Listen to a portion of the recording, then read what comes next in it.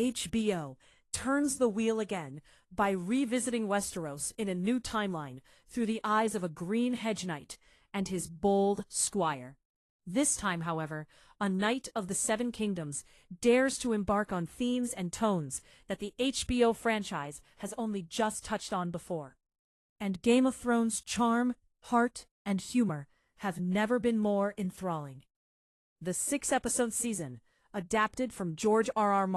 Martin's first Dunk and Egg novella, The Hedge Knight, is set about halfway between House of the Dragon and Game of Thrones, with this version of Westeros being unfamiliar territory compared to the sprawling, large-scale, volatile political landscape of its predecessors.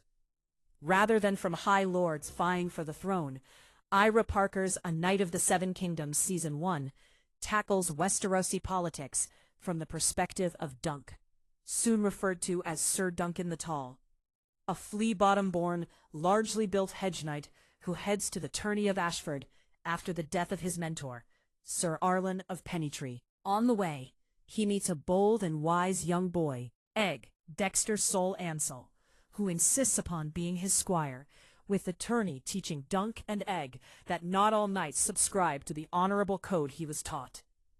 Within 5 minutes of meeting Dunk, it's clear that A Knight of the Seven Kingdoms has no intention of selling audiences a darkly dramatic, morally corrosive narrative of a low-born man's ambitions to become the most powerful, glorious, and respected knight in Westeros.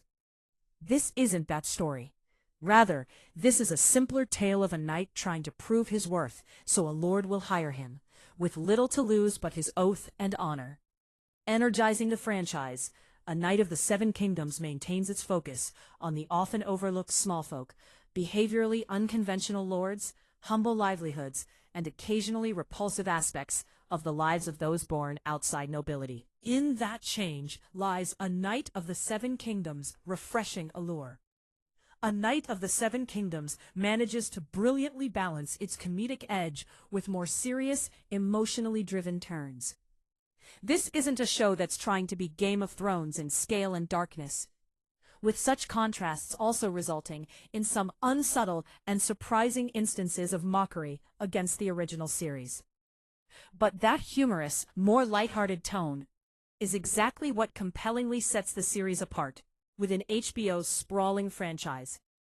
And A Knight of the Seven Kingdoms manages to brilliantly balance its comedic edge with more serious, emotionally driven turns.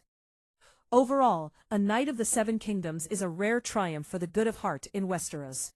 A rare glimmer of hope in a franchise that audiences have so often seen riddled with deceit, dishonor, and cruel brutality at any and every turn.